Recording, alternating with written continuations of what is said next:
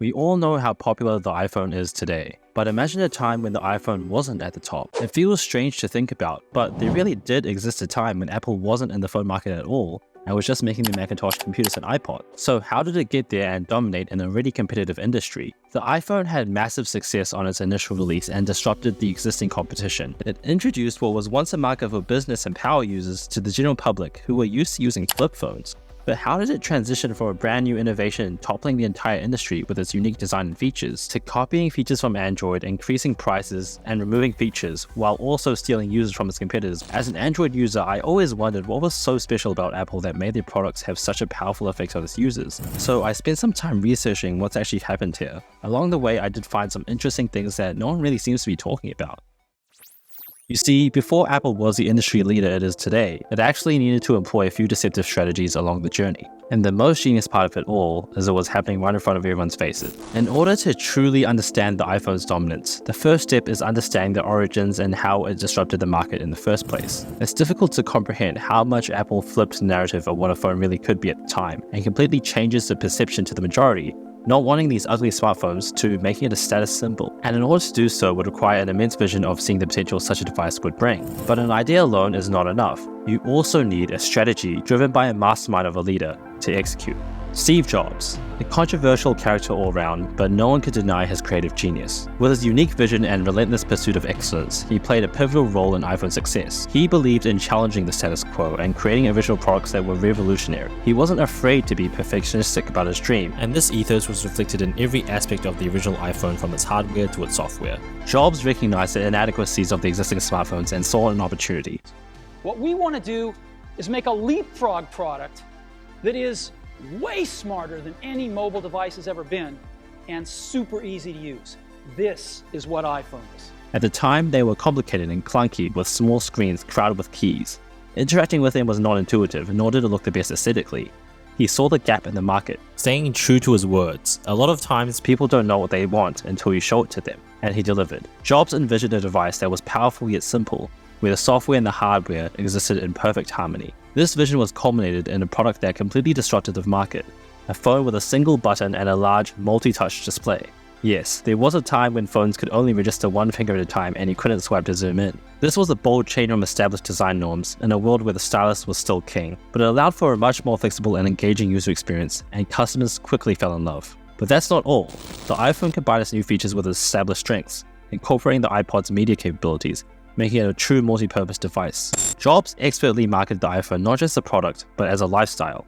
He pitched it as a device that was not only functional but also aspirational, a symbol of innovation and sophistication. But a single successful launch of one product isn't enough to sustain itself as a leader. So what other ingredients were needed for its massive and long-living success? Because by now, we already know the story. The iPhone does become a massive success overnight and shakes up the entire industry. But that's not the only thing that changed with release. You see, having an innovative product was just part of the equation. Equally important was how Apple positioned the iPhone in the eyes of the consumer. When it first entered the market, each of the popular brands at the time had their own separate kind of niche. Motorola was stylish and fashionable with their Razr line. BlackBerry had a firm grasp on business users and for being somewhat higher end and prestigious. Nokia was known as a reliable, robust one with phones that had the state game, and you get the idea. Yet somehow from the start, the iPhone was marketed not just as a smartphone, but as a premium aspirational product that combined all these elements together. Apple's branding focused on the iPhone's sleek design and superior functionality, as well as making sure the user experience is as nice as possible, presenting it as a device that was well worth the higher price tag. They employed a few key focuses to achieve this. Their advertising campaigns were designed to evoke emotions and aspirations. They highlighted the iPhone as a product that was not just about making calls and browsing the web, but about enhancing lifestyles and experiences. The simplicity and intuitiveness of iOS, which at the time had a unique skeuomorphic design with its icons and an interesting interface that seems far ahead of competitors, was also coupled with an app store that had much more developer support than others. This made using an iPhone seem like it was years ahead of its peers. The attention to detail in every aspect of the product, from the packaging to the UI, solidified the perception of the iPhone as the premium device to have. The result of all of this was that people weren't just buying a phone, they were buying the Apple experience. And once they did, they became part of the Apple ecosystem. This ecosystem, with its seamless integration across devices and services, created a high degree of stickiness to the brand. It made switching to another brand inconvenient and inconceivable, thus fostering a high level of loyalty amongst its users. Their success also inspired other competitors such as LG and Samsung to focus more efforts in the industry as they saw how lucrative it could be.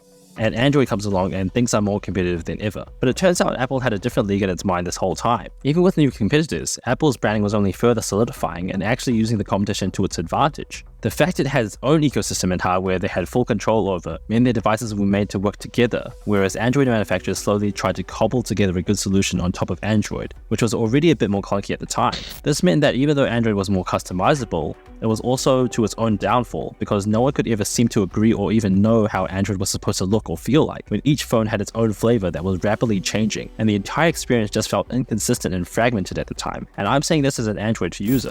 For 2010, the iPhone 4 is the biggest leap forward since the original iPhone. A few years go by and Apple continues to solidify its vision with the new iPhones, each one bringing in large changes. At the same time, Apple was simultaneously starting to diversify the portfolio of products by introducing new forms in the iPad and continuing to invest a lot into its ecosystem, with the App Store growing larger and with a growing number of iOS exclusive applications. Everything was seemingly going to plan, and Apple showed no signs of slowing down, but that all changed in 2011. The timing of Jobs' death truly did seem like it shook the course of Apple's direction. Without a leader to fully idealize and navigate the vision, people started to question if the company would remain the same, and it just so happened that around this time a concerning pattern started to emerge. Apple started to become noticeably more risk-averse and no longer the first to introduce new features or technologies. Instead, it watches competitors like Samsung, LG, and Google take risks and innovate with new features for each flagship, allowing them to see how these features are received and refined before incorporating them into their own devices. For instance, Samsung pioneered the phablet trend with the Galaxy Note in 2011. Apple, rather than hastily jumping on the bandwagon, waited and watched the market reaction. After 3 years, they recognized the consumer demand for bigger screens, and Apple finally introduced the iPhone 6 and 6 Plus in 2014. Other features such as the lack of widgets, wireless charging, and always-on display were just some of the features that were noticeably missing and absent from the iPhone and only implemented years later. But at the time, Apple was in no rush at all and just didn't seem to care. Yet Apple fans seemed pleasantly patient, and conversion to Android was still rare. It was at this point where the Apple vs Android war would get the most heated, where Android fans would be so quick to point out the numerous areas the iPhone lacked, and Apple fans would claim this feature was not useful, and a few years later, Apple would implement it and claim it with their own unique keyword, which would infuriate the Android fans even more, who were stunned by how brainwashed it made Apple fans seem, hence the term sheeple being born. But what if I just need to charge at the same time? Then you're going to need another type of dongle. Like a double dongle? Yeah. It came to a point that Samsung was doing anything it could to take jabs at Apple, even producing ads that were completely mocking Apple's flaws. But it just didn't seem to matter no matter how many genuine points were made. The branding power and loyalty established earlier on had already taken a hold. If anything, it made Samsung look more and more desperate for more attention, and was starting to prove that once the Apple logo was etched on a person's identity, it's been near impossible to change it. You see, they simply didn't need to care. Jobs had done his damage, and it seems that his dream and vision was solidified enough that Apple really had no incentive to really improve and innovate as it once did. Combined with their successful strategy for years and their strong ecosystem of devices, they knew that their customers were so loyal to the brand that they could get away with just about anything, as we will soon see. Apple's strategy was basic yet genius. Establish such a strong and powerful brand that you can afford to ignore them as much as possible and just simply claim you're better. And because of this pre-established loyalty and premium experience, consumers had little reason to doubt you, since you genuinely do offer a good experience. They also like to further subtly devalue the competition with small tricks, such as having a green text bubble in iMessage later being associated with being poor and broke, and to this day it's still something that Apple users shame Android users for, even if the Samsung flagship is just as expensive as the Apple one. However, this is sadly not where it all ends. Things actually get worse. Apple eventually starts abusing its position of authority in the industry to the point it's starting to actually negatively impact its end users while getting away with it.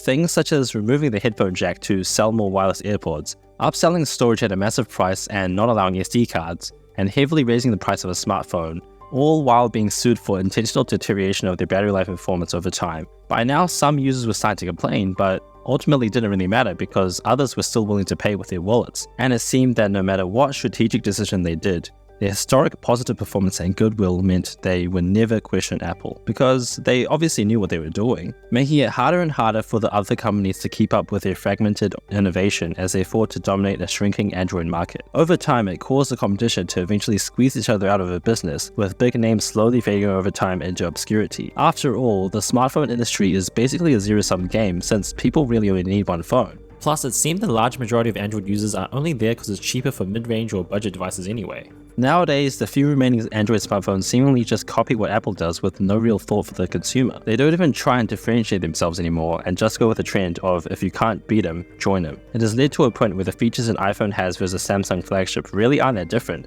since they mutually borrow off each other's ideas in some way. Lost are the days where Android could have the flexibility of removable batteries, SD cards, and a charging brick, simply because they saw what Apple did and got away with and followed suit. But is it really Apple's fault for being the market leader to have other people copy them? It's just in a weird way, Apple's branding was so strong it normalized stagnation and complacency, which ultimately means the end users lose out. But does this even matter when the majority of consumers these days just want something that works rather than needing to experiment and play around and customize and install everything? They just want to make sure that their friends recognize what they have and they can communicate together with their blue text box. Plus, few are willing to risk trying a new technology when they are expensive and potentially unstable, but going to go out of support really fast anyway. Apple has effectively conditioned the market to wait until they do something, because that's when it will actually work out the box, and that's therefore where the money goes. And at this point, who is the competition anyway? Apple has successfully garnered the phone crown as much as it can without diluting its brand any further, and perhaps it's looking to newer industries where it can once again be the innovator. If you want to see where that's headed, check out my other video where I talk about how Ready Player One is predicting the future of VR